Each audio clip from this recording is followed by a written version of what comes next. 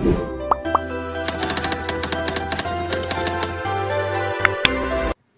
we will tackle about the Unit 5 Understanding Data Model and Schema. But first, let us know what are the essential questions that we needed to answer after tackle about these lessons. Number 1 is, why is the data model needed? Number 2 is, what elements comprise a database schema? Number 3 is, how can we differentiate the different database schemas? First, let us discuss and define what data model or schema is. A data model or schema is a collection of high-level data description constructs that hide away low-level storage details. It also allows the users to define the structure of data in terms of a data model. The example of it is most modern database management systems use the relational data model to describe how data is organized.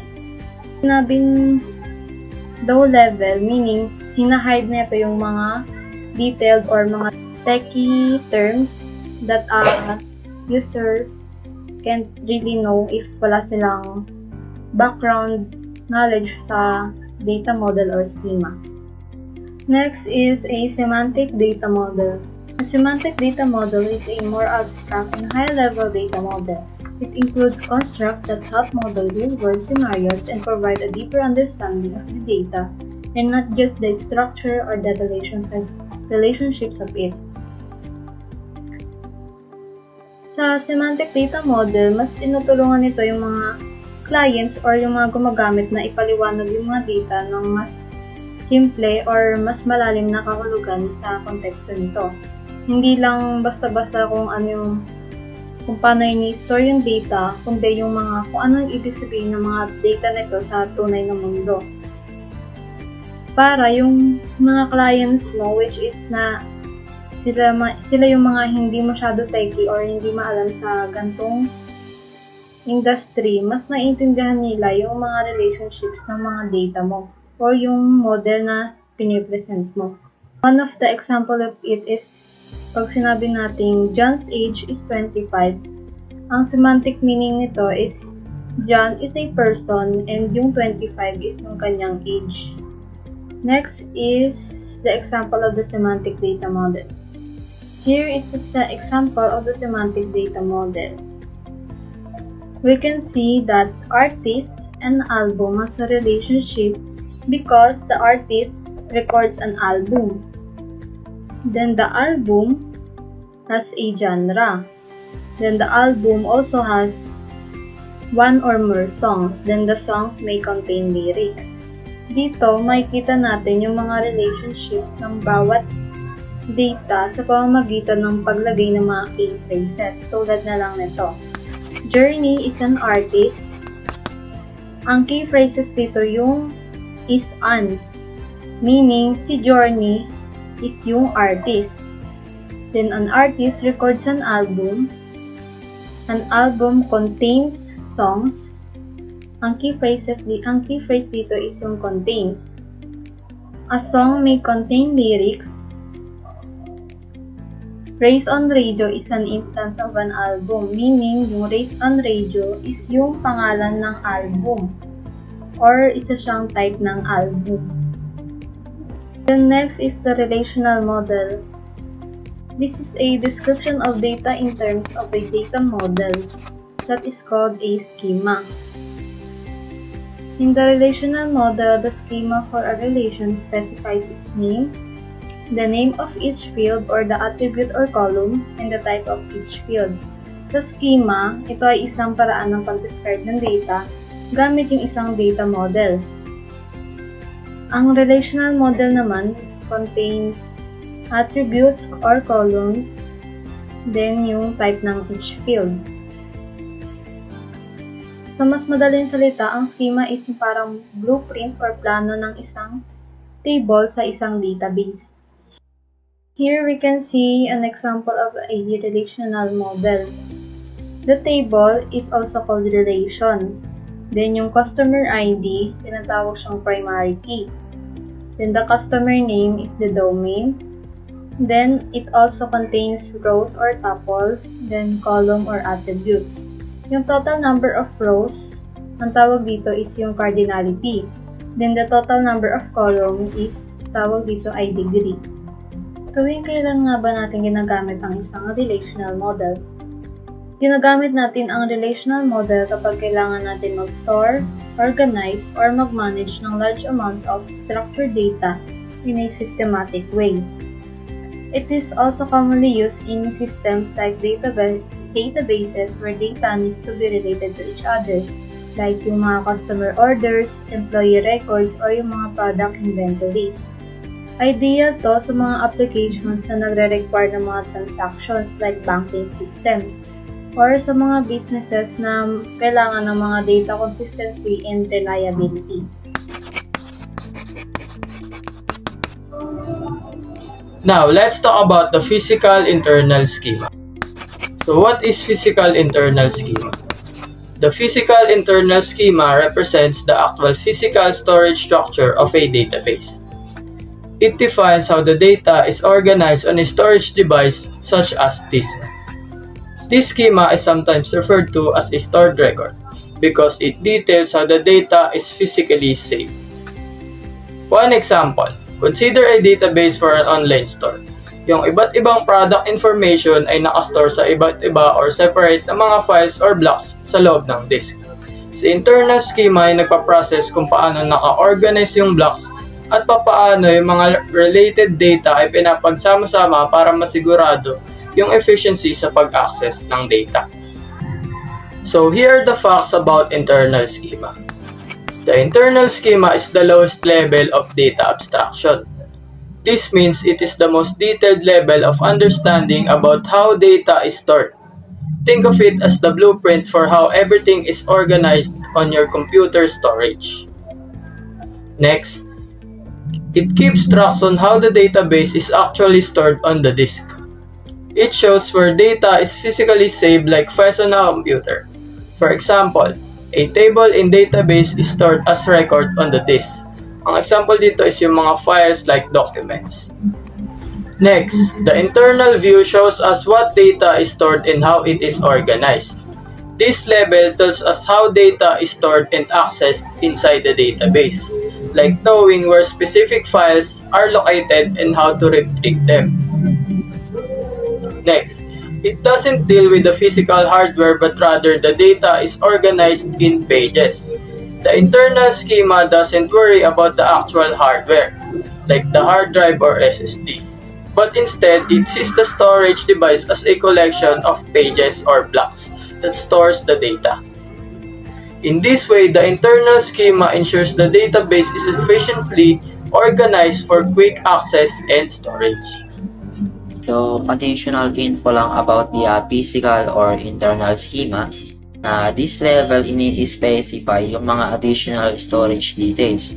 So, basically, dinedefine lang niya kung paano yung data na i-store sa mga secondary devices like disks and tapes, where it determine file organization, yung indexes. So, ino-organize ng DBMS yung mga data blocks through creating indexes para mas mapabilis at ma-optimize yung data retrieval.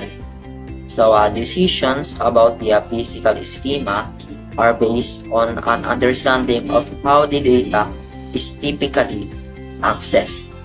And the process of arriving at a good physical schema is called physical database design. So next, let's talk about the conceptual and the logical schema. So first, let's talk about the conceptual schema. So what is conceptual schema? So when we say conceptual schema, it is the structure of a database for all the user, wherein hindi siya nagfo-focus sa physical data or how the data is stored physically, but mas nagfo-focus siya sa mga important matters such as the data types, entities, relationship between them, and etc. etc. So for example, we have two data, which is the name and the age of a student. So yung name is mapapasok sa data type na string, while yung age naman is mapapasok sa data type na integer. So next, we have the entity. So, one of the best example na mabibigay ko sa inyo sa entity is yung sa university or sa pamantasan ng lungsod ng Valenzuela. Yung student and yung course is a type of an entity. And lastly, the relationship naman is yung relationship ng two data types. For example natin kaganina, which is the student and the course. So, may relation sila sa isa't isa. Good day, everyone. I'm Alejandra Diana Pedogala, and I will be discussing the third level of abstraction in a DBMS, which is the external or base schema. So, ano nga ba ang external or base schema? So, I'll be giving a scenario. So, imagine, meron tayo isang malaking library na may maraming books. And yung librarian can create a different sections for different types of readers such as fiction, non-fiction, children's book, etc. So, yung bawat section na yun is nagre-represent ng external schema. If yung reader is interesado sa science fiction, sa section lang ng science fiction na siya pwede pumunta and not sa entire library. So, an external schema describes the part of the database that a specific user is interested in. So, external schemas tailor the database to the needs of individuals, users or groups. So, it hides the unrelated details to ensure na yung bawat user ay nakikita lamang yung dapat nilang malaman. Also, multiple external schemas can exist in the same database, providing different perspective. Example, meron tayo isang company's database na pwedeng maglaman ng information about employees, sales, and finance. So, yung HR manager is, pwede na siya mag-focus sa employee record, while the sales representative is, pwede na siya mag-focus sa sales data. So, yung bawat users have their own external schema showing only the relevant information. Sa madaling salita, an external schema is like a personal view of the database for a specific user. So, facts about the external schema. Number 1, an external level is only related to the data which is viewed by specific users. Gaya na sabi ko kanina, external schema is like a personal view of the database for a specific user. Number 2, this level includes some external schemas. Dagdag lang po sa sinabi ni Chief about sa facts ng external schema. The external schema level is nearest to the user. The external schema describes the segment of the database which is needed for a certain user group and hides the remaining details from the database from the specific user group. The external schema level is the closest to the user, making it easier to customize what data specific users or groups see. It describes only the part of the database relevant to each user group, hiding unnecessary details and ensuring they access only the data they need, improving security and user experience. External schemas often described using the same data model as the DBMS or the Database Management System, allow data access to be customized for specific users or user groups. This helps ensure that different users see only the information they are authorized to access, while a database always has just one conceptual schema defining the logical structure and one physical schema defining how data is stored. It can have multiple external schemas. These external schemas are designed for different users and consist of one or more views based on the conceptual schema. A view in a database is like a table that shows data from actual tables but doesn't store data itself. Instead, the view is generated using a predefined query that pulls data from the stored tables when needed. A DBMS allows users to interact with the data using a data manipulation language or DML, which not only helps retrieve information through queries but also allows inserting, deleting, and updating data. Explain to you what are the goals of schema of the database. Every user should be able to access the same data but be able to see a customized view of the data. Each user can access the same data but see it in a way that suits for their needs. For example, one user might only see a summary, while another might see the detailed records. This is done using views in the database, which allows for different perspectives on the same underlying data. The user need not to deal directly with the physical database storage detail. Users don't have to deal with the details of where or how the data is physically stored. They just interact with the database at a high level, asking for the information they need, and the database handles the rest. The DBA should be able to change the database storage structure without disturbing the user's view. The database administrator or DBA can reorganize how data is stored, like changing the layout or moving things around without affecting how users view or access the data. This means the DBA has the flexibility to optimize storage or performance without disrupting user experience. The internal structure of database should remain unaffected when changes are made to the physical aspects of storage. Even if the physical storage of the database changes, the internal structure such as tables, columns, and relationships remains unchanged. This ensures the database continues to function smoothly and users don't experience any disruptions.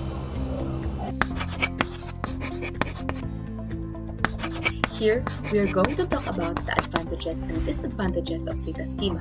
For its advantages, we first have that you can manage data independent of the physical storage. Sa data schema, pwede mong i-manage ang data ng hiwalay sa physical storage nito. Meaning, pwede mong baguhin kung paano nakastore ang data nang hindi naapektuhan kung paano ito pinapakita o ginagamit. Next, we have the faster migration to new graphical environment. Dahil nga iba ang schema ng data at presentation, hindi na kinakailangan lubusang baguhin pa ang buong database o i-overhaul para lang baguhin ang user interface o graphics nito. So next we have the DBMS architecture allows you to make changes on the presentation level without affecting the other two layers. So yung DBMS architecture yung nag-a-allow na magkaroon ng pagbabago sa presentation level nang hindi naapektuhan yung data or application logic layer. Mas napapadali rin nito yung pagbabago o pag-update sa iba't ibang bahagi ng system. Next is, as each tier is separate, it is possible to use different sets of developers. So dahil nga hiwalay bawat tier, pwedeng magtrabaho yung different sets of developers per tier ng sabay-sabay na nagiging dahilan para mas maging efficient and streamlined yung development process. Next, it is more secure as the client doesn't have direct access on the database business logic. So dahil nga walang direktang access yung client sa database business logic, mas napapataas na ito yung security laban sa mga unauthorized access or tampering. Next, in the case of failure of the one tier, no data loss as you're always secure by accessing the other tier. So kung may pangyayari man na mag-fail yung isang tier, walang data loss na mangyayari dahil pwede mo itong access sa iba pang tier. So, ang layered approach na ito yung mag-a-assure na yung mga data mo is secure and reliable pa rin. Here we have the disadvantages of database schema. First is, complete database schema is a complex structure which is difficult to understand for everyone. Next is, difficult to set up and maintain. Sa pag-set up kasi ng database schema is kinakailangan ng pagpaplano at maayos na pag-configure ng iba't ibang layers para magkaroon ng connection o pagtutulungan sa bawat isa. Sa maintenance naman is kailangan palagi itong ina-update at pag-aayos para mapanatili itong maayos na nangangailangan ng technical expertise. So sa madaling salita, yung pag-set up at maintenance ng database schema ay mahirap at resource-intensive. So, what do we mean by resource-intensive? So, kinakailangan to ng maraming pera, oras, at effort para magawa. Last, the physical separation of the tiers can affect the performance of the database. So, yung physical separation ng mga tiers ay nagiging cause sa performance impact ng database, as well as sa communication ng mga tiers. Nagkakaroon dito ng mga delays and inefficiencies.